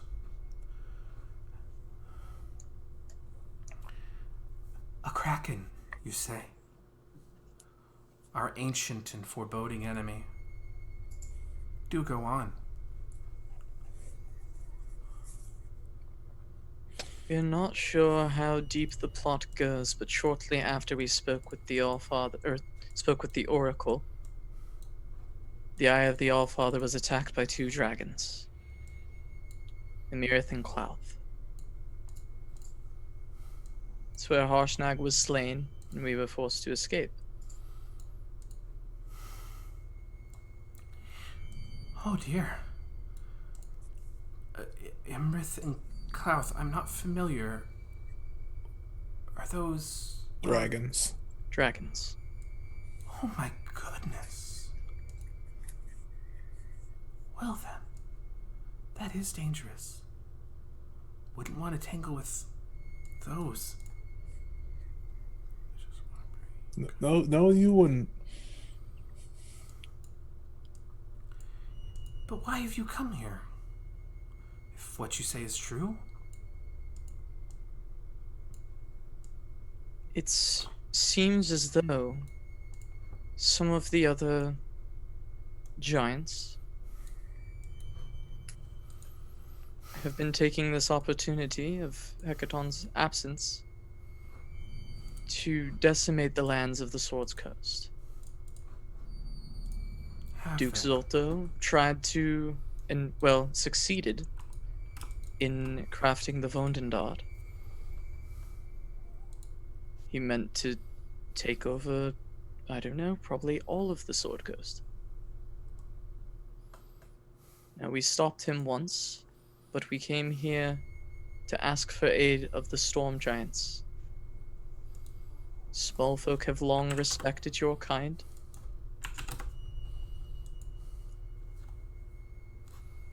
And we trust that The balance of the land is in best hands should Storm Giants be Storm King and succeed at this mood. Our best case scenario is we can find a way to return King Hecaton. But for that to happen, I believe we would need your help. Yes. We thought that the assistance of another, say, faction that would want hecatons to be found, the assistance would assist us greatly.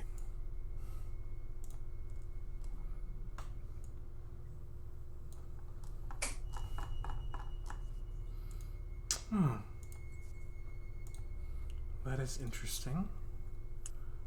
Certainly, if all of the things you say are true, then it is within our interest to see to it that these plots are stopped. But how do we know what you say is true? There are so many dangers lurking about. Dragons, apparently. Oh, thank you, welcome party for the raid. Dragons, as you say. Why can't I edit this? Sorry, I'm having a little trouble. And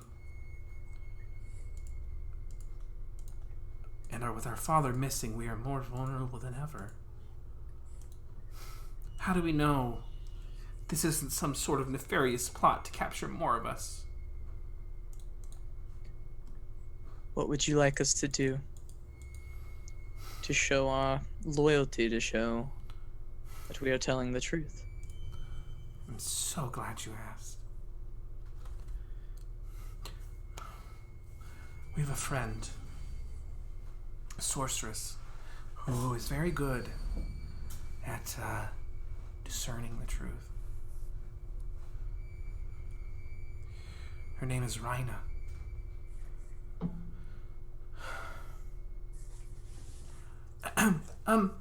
Yeah. She gestures over to the one side. Could you please ask Rhina to come forward? We have something she needs to investigate. Lucius, this is about this time you get a ping. I think I know exactly what's about to happen. Go ahead, please. Beyond the door, as the door cracks open, there's this sudden... She'd been off your radar ever so since you had gotten closer to the Maelstrom. Which, when that door opens and the enchantments, you get a sense of Imrith as a storm giant with a kind of very rich blue hair and a single kind of ornate horn steps forward out from the chamber, and the door closing behind her.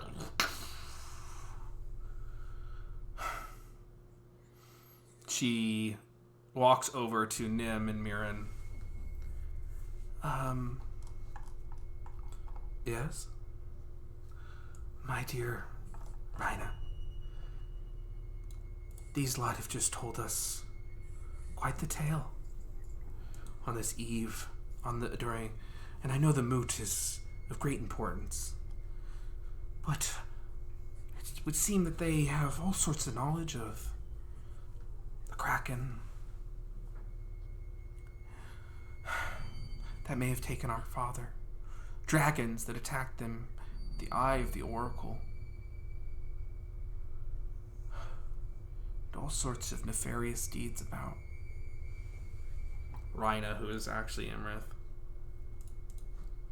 And you would like me to make sure that they are telling the truth? Yes. Yes, I would. And Rhina, not understanding of your newfound revenant abilities, looks at you all, smiling.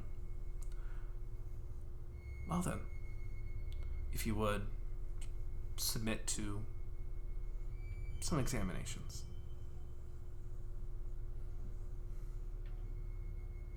Kind of staring directly at Rhina. Yeah, I I believe as our cooperation is very integral to stopping the ordning shatter.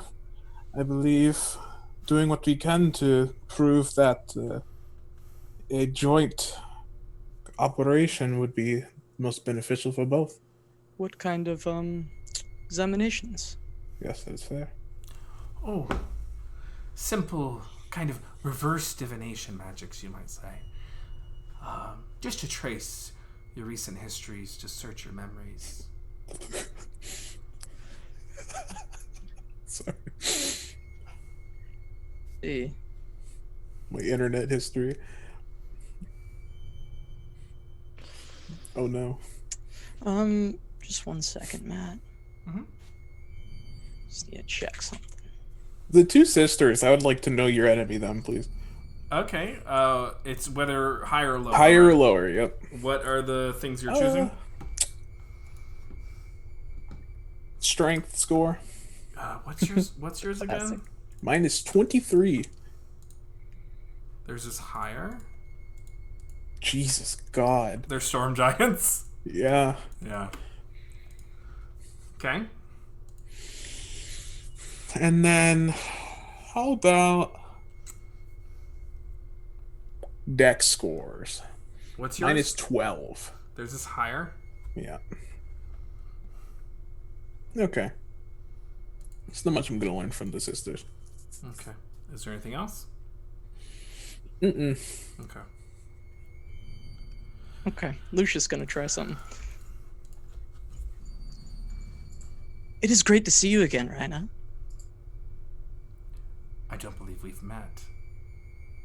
No, we have. It's been a pretty long time, but I remember you didn't like my friend too much. Nim looks over. Rhina, have they met you before? Rhina looks at you. Looks around, looks over to the storm giant that's guarding the throne room. No, of course not. What are you talking about?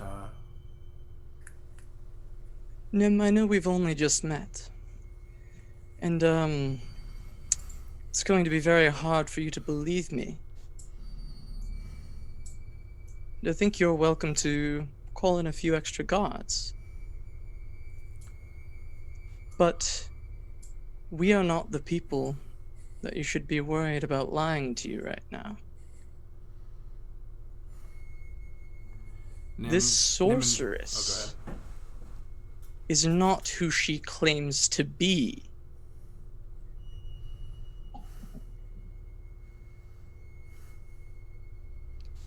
Nim, are you aware of creatures in the world hell-bent on revenge?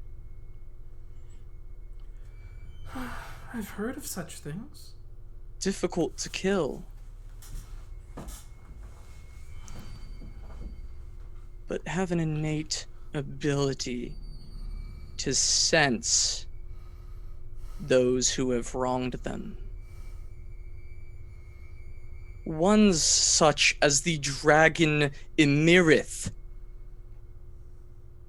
Just look for a reaction on Rhina.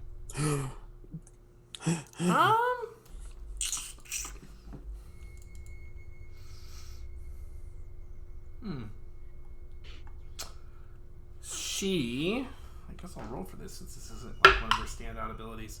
She looks a little taken aback. Her eyes narrow at you. I'm sorry?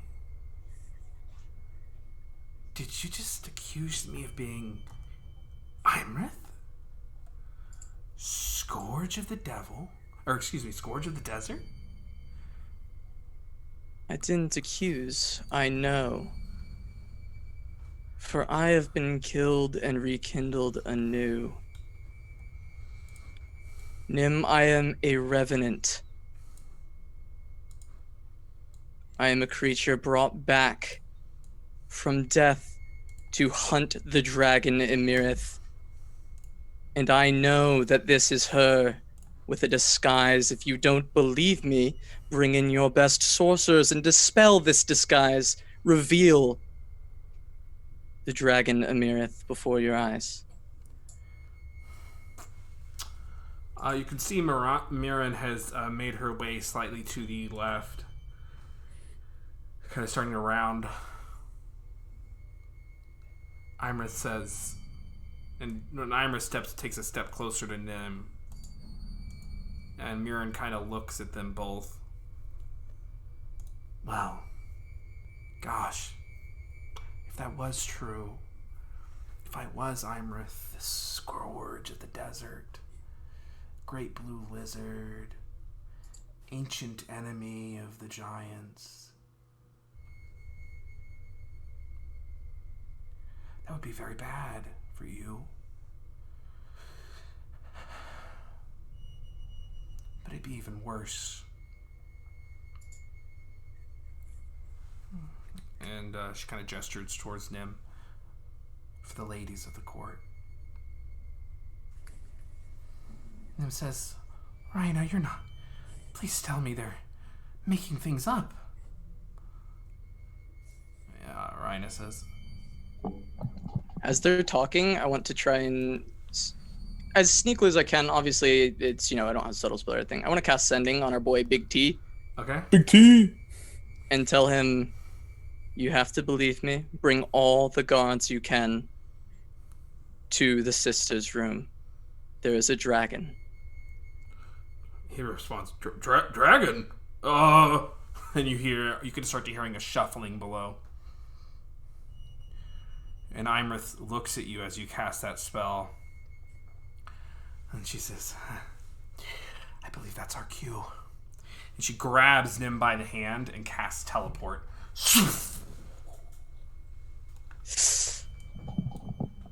Too bad I'm a bard and I don't have counterspell. Any counterspellers in the chat?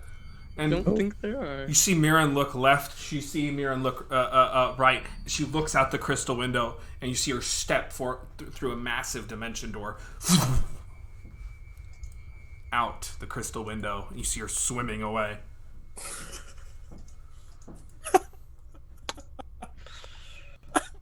What do we think that means? That's the funniest getaway, actually. You teleport out, you see him swimming.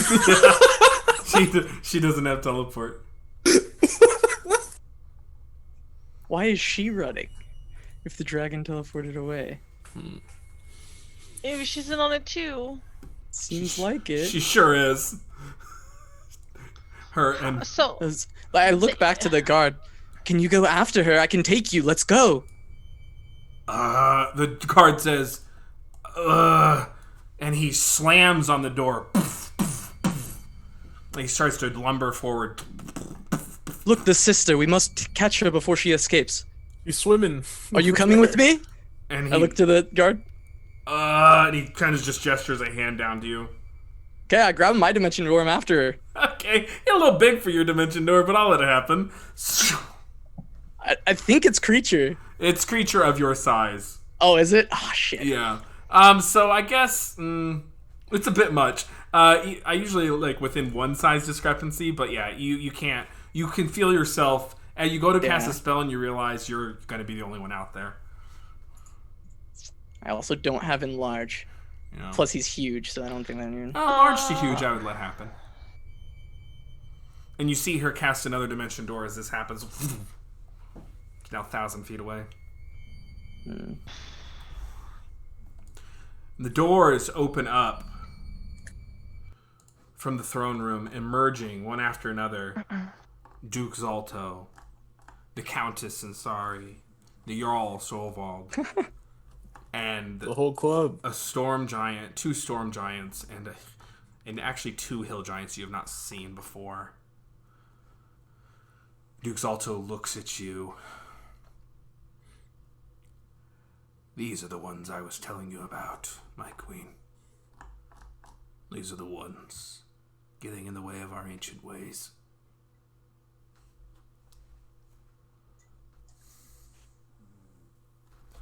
Sarissa kind of crosses her arms, looks at you. What do you have to say for yourself, small ones? Well, you can waste your time with us, or you can deal with the dragon that just kidnapped one of the sisters. She looks around. She's like, "Where's Miran? Where's Rhina? Where's Rhina and where's Nim?" Emirith teleported away with Nim just seconds ago. The god here saw it. And Miran ran away immediately after, out the window, after the plan had been revealed. Miran has potentially betrayed you. Nim caught in the crossfires, and Mirith has taken her hostage. Your husband, King Hecaton, is kidnapped, but we believe to be alive.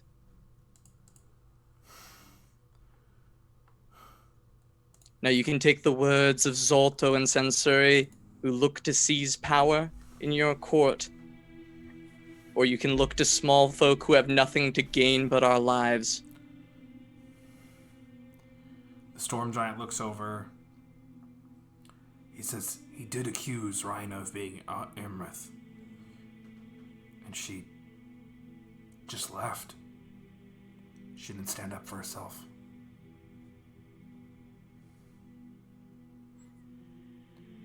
Rhina is Imrith? And I can track her. We can hunt her down together.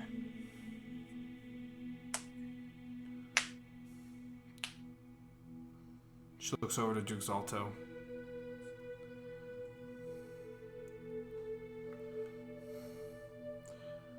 This should be entered into evidence.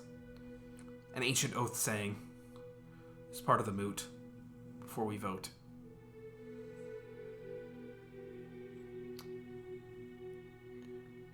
Are you ready? She looks over to you, small folk, to stand trial, to attest to the ancient spirits of what you know, and to help us decide who will be the next Storm King, or Queen, or Count. I will stand, but I beseech you, Queen, to delay the mute. Hecaton is out there. We can find him.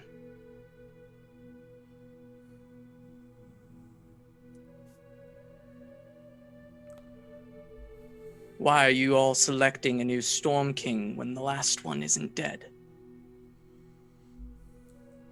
My hand is forced by the ancient laws. Duke Zalto, as he tells it, reconstructed the Vonendad. But you don't have the Vondendad, do you, Duke Zalto? It's not in your possession. No, I don't. So why do we move forward with this moot? That is what we're here to decide.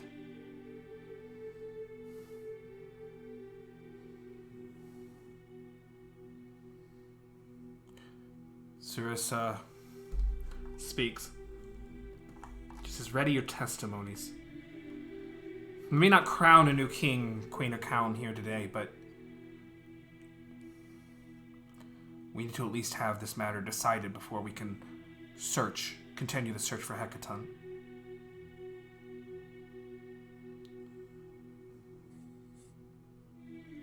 I will take you to the dragon after all this is done. And you and your kin will help me slay her. She looks over to this older male storm giant who's kind of scraggly, but kind of well muscled, the long gray beard, wisps of mustache. She says, Uther?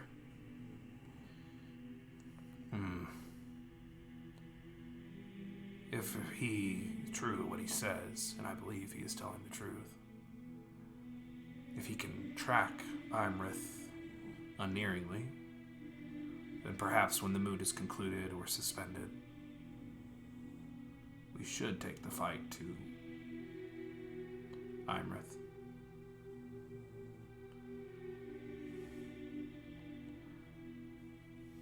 Sarissa looks down at you all. I don't know who you are. I've had dreams lately telling me of your coming, but I didn't believe it to be true. Small folk, heroes, saviors, visited by the Oracle, these dreams tell me. We have. Prepare your testimonies. We need to conclude this moot and find my father. Duke Zalto kind of sneers.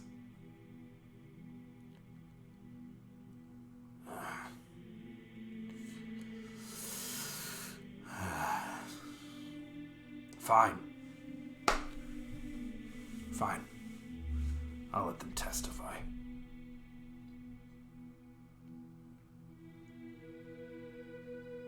And then we'll have a vote.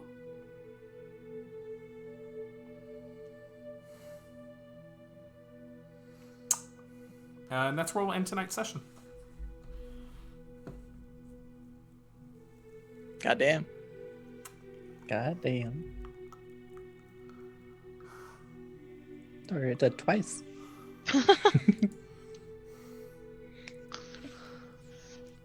Close.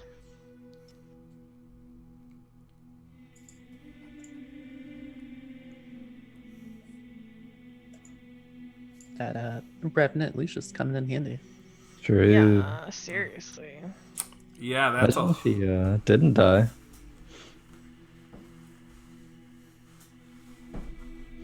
Yeah, that would have been different, huh? Very different. Can't really stop a... It's not really... there's very few things that can stop a Revenant's ability to sense things. Artifacts, incredibly high-level permanent magics. But non-detection, basic things like that don't work, which is usually what Ironworth relies on. A magic aura doesn't work. Nothing. Oh boy. Yeah. Just knowing which one she was, I'm like, well, this is gonna be no conspiracy afoot there once she's out of the chamber. Yeah. But yeah, you do get the impression that Mirren and Nim were in on it. Both of them were, because teleport is. Teleport is willing. Oh, teleport is willing. Yeah, you're right. Yep, they were both in on it. So you sure just did tell everything, just about everything you knew to the wrong people. Yeah. Oh, you can tell it again to the right people. Question Okay. mark. We actually didn't reveal anything that I actually am too upset about revealing to them. I mean, just knowing that a Kraken has King Hecaton isn't... Well, they probably did it, so they already knew that. So it's well, not... even if they didn't do it, them, if they want to go after the Kraken, that's, honestly pretty... I think I'm okay with all that. power to them. Yeah, like... I don't think they will. I don't think they will either. And I didn't really reveal much else. Most of the stuff we revealed to them, they did. So I feel it was we like- didn't really reveal anything to them. Yeah, we did that, right. You told them you'd been to the Father. They didn't know that. That's true. But I don't know if I'm too upset about revealing, because I didn't tell them anything that we Imrith found knew that out we went there. that was... Yeah, Imrith knew. Imrith was there. She knew we were there. She's the one who came in and kicked us out. True. That's fair.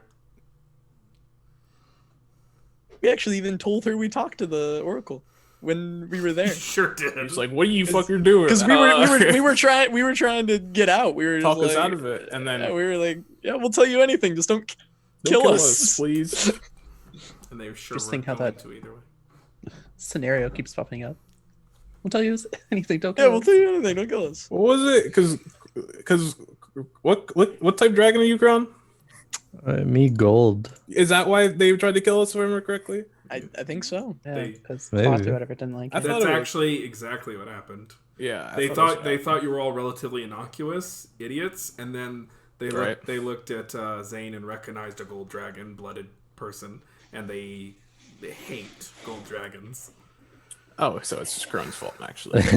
Zane's fault. Yeah. Surely tragic. They sensed a gold dragon in there. Oh man, that was some D&D. Yes, it was. Yeah. That was a little bit of D&D there. It sure was. More D&D next week. Oh yeah. 9:30 Central on Dice Priority. That's us. True. That's Yeah. us. That's us. It's where you can find it. That's us. Yep. Hello, I'm Tom. Okay. Hi, Tom. Yeah, Hi, I Tom. played Kaiser there. Oh, wow. The level 9 Drow fighter. Very fun. My name is Tom in real life, in case you didn't hear me say it earlier. Yeah, I don't use Twitter, Twitch, Instagram, or anything. I kind of just play games all day, so I'm like, okay. My favorite part was probably the kind of action movie scene of us going down with like the parting waters. That was pretty cool, and it was really nice to be able to use a drow feature to actually assist the party in a way. That felt really nice, and I enjoyed that thoroughly. May can go next. Hi, I'm May. You can find me on Twitter and Instagram at MaybeBuzz.